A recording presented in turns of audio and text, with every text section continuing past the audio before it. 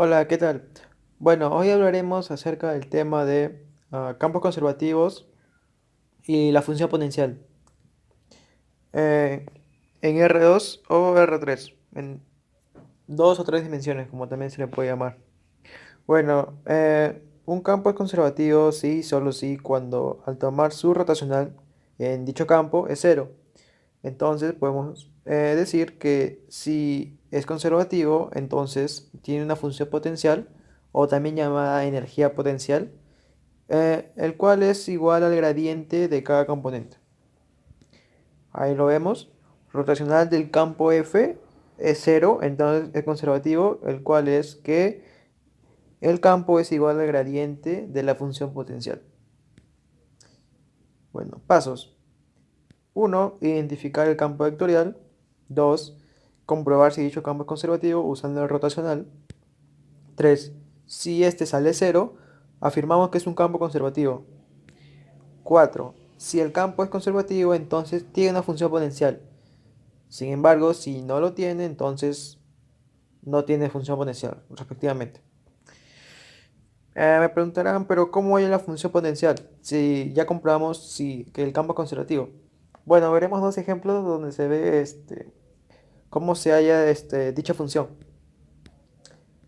Bueno, ahí tenemos nuestro primer problema. Dice comprobar si dicho campo es conservativo.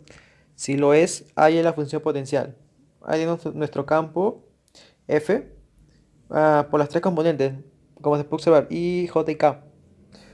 Lo convertimos a vector. Ahí está el campo vectorial del F. Es a vector y ahí sería. ah, Primera componente. Está. Punto y coma. Segunda componente. Ahí está. Y tercera componente. Ahí está. Ahí está en forma de vector. Y bueno, a cada componente le vamos a poner una letra.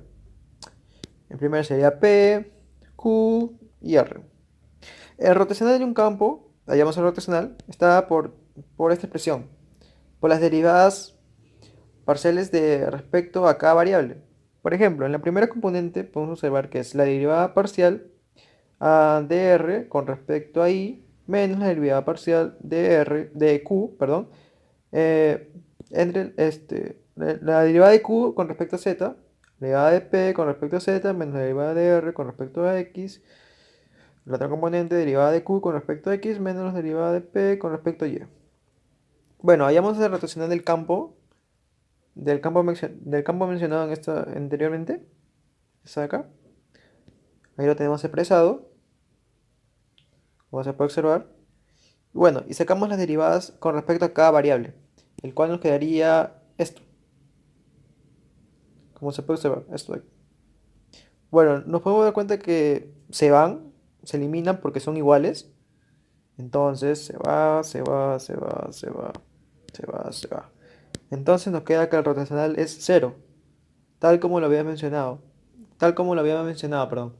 Que entonces el campo, como sale cero, entonces el campo es conservativo. Ahí está. Por lo tanto, el campo vectorial es conservativo, entonces tiene una función potencial. Bueno, ahora, si es conservativo, tiene función potencial. Bueno, vamos a ver esa función. Ahí está el campo. Ya sabemos que es conservativo. Entonces, si el campo es conservativo, el campo vectorial es igual al gradiente de la función potencial. Esto quiere decir que f es igual a las derivadas parciales con respecto a cada variable.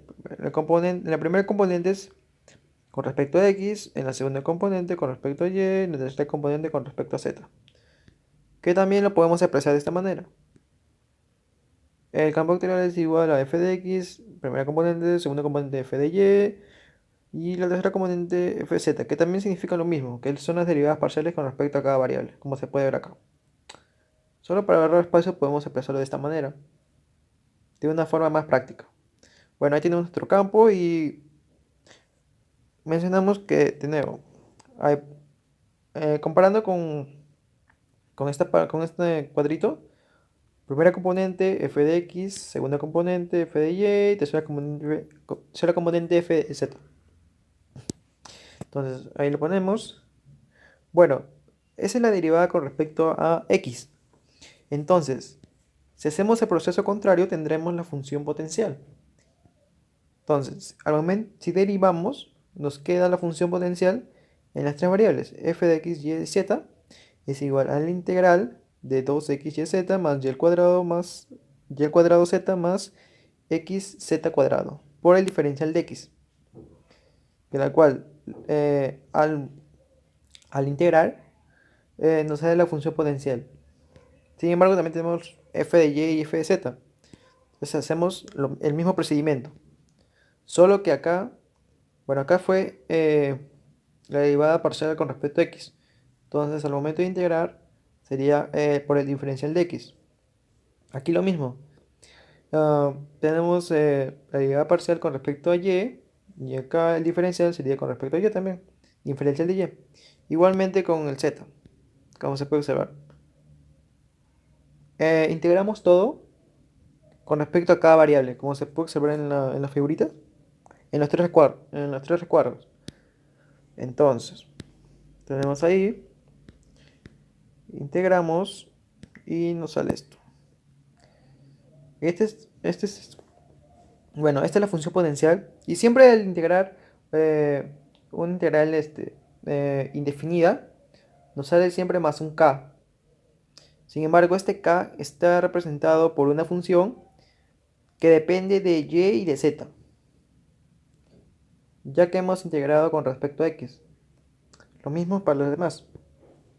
F de y, integramos por el diferencial de y nos sale esto.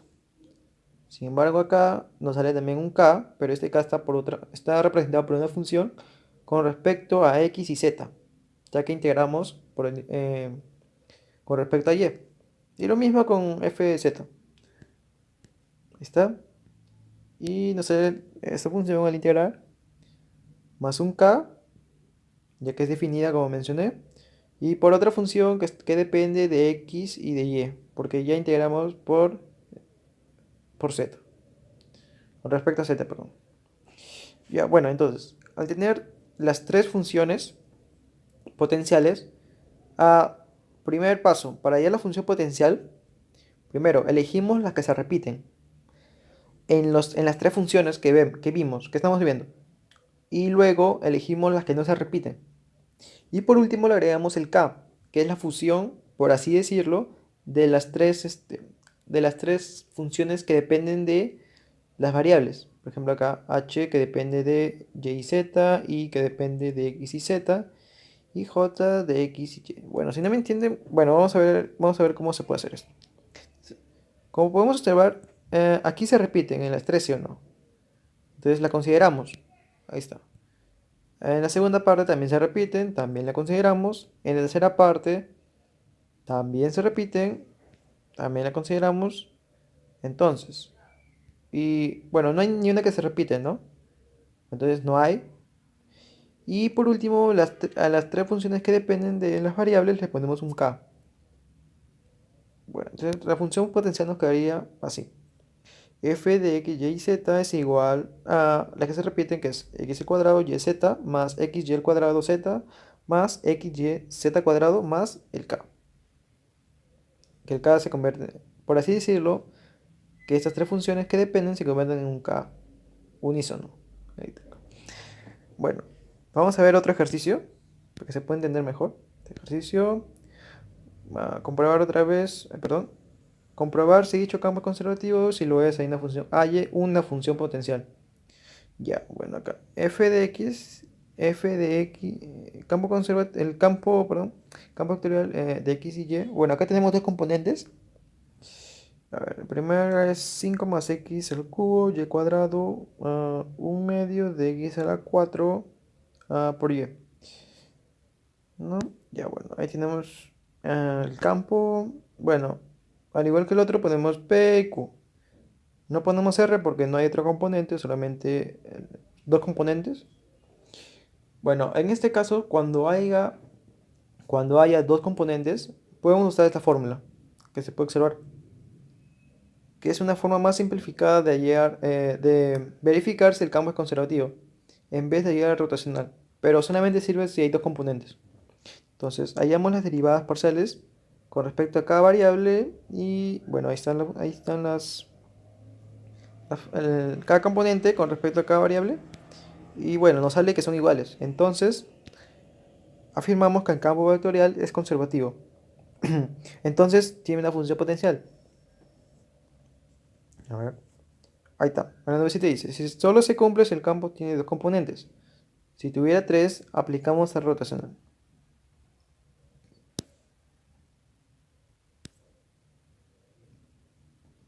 Función potencial del campo. Este es nuestro campo. Se cumple que si el campo es conservativo, ahí está, el campo vectorial es igual al gradiente de la función potencial. Acá no ponemos f, bueno, está igual que el otro ejercicio, que el campo es igual a las derivadas parciales con respecto a cada variable. Eh, no hay z acá porque solamente son dos componentes y bueno, también sería igual el campo sería igual a f de x y f de y. Ahí está nuestro campo, a la primera y a la segunda. El primer componente ponemos f de x, segunda componente f de y. Ahí está. Entonces ahí tenemos f de x igual a 5 más x al cubo y al cuadrado. Y bueno, para hallar la función potencial, si tenemos la derivada parcial, entonces si integramos dicha función, dicha derivada, entonces tendremos la función potencial. Y bueno, eso hacemos. Ahí tenemos f de x y y, no hay z porque solamente depende de dos variables, es igual a la integral de f de x por el diferencial de x, en el cual nos sale esta de acá, esta función. Acá también nos saldría un k, pero este k está dado por una función con respecto a y. Bueno, ahora f de y es igual a 1 medio de x a la 4 por y. Y hacemos lo mismo, solamente que acá es la derivada de y, como se puede observar. Entonces, hallamos su integral por el diferencial de y. Y también nos sale una función, ahí está, nos sale esta función que también sería más otro k, pero este k depende de x, es una función que depende de x, al igual que el de arriba, solamente que esta depende de y. Bueno, entonces ahí tenemos las dos funciones. Y bueno, como le dije, primer paso, ah, comparamos las dos funciones y elegimos las que se repiten. Una vez elegidas estas, elegimos las que no se repiten y le agregamos el k, que es una constante, por así decirlo. Ahí tenemos el fecha. Y bueno, a ver, ¿quiénes se repiten en esta parte? Se repite, se puede observar el 1/4 por x a la 4 por y al cuadrado y nadie más, ¿no? Y ya, bueno, ya. Segundo paso es elegir las que no se repiten. ¿Quién no se repite? El 5x, ¿verdad? Entonces también lo ponemos, es el 5x. Y las funciones que dependen se convierten en un k, por así decirlo. Entonces tendremos, ahí está, tenemos en los circulitos las que se repiten. Entonces nuestra función nos quedará 1/4 de x a la 4 por y, bueno, acá me he equivocado, es al cuadrado. Acá pasa la 3, perdón. Es 1/4 de x a la 4 por y al cuadrado. Me he equivocado, perdón. Más 5x, que es la que no se repite, más un k, que es lo que resulta de estas dos funciones, que se convierten en k, por así decirlo. Entonces nos pide una función potencial. Entonces una función potencial es cuando el k puede valer, bueno, acá como puse, puede ser podría cuando k es igual a 3, pero también puede ser cuando k vale 0, 1, 2, 3, 4, 5, 6, 7, entre otros. Bueno, hallamos la función potencial y bueno, como el k vale 3, ponemos 3 y tenemos nuestra función potencial. Bueno, abajo en la caja de descripción les dejaré el link del PPT que les acabo de mostrar y otro link en la cual consiste una autoevaluación acerca del tema. Son unas 4 preguntas de 5 puntos cada una para que practiquen ese tema. A continuación les dejaré los pasos para que puedan rendir dicha evaluación y descargar PPT, las instrucciones. Bueno, gracias.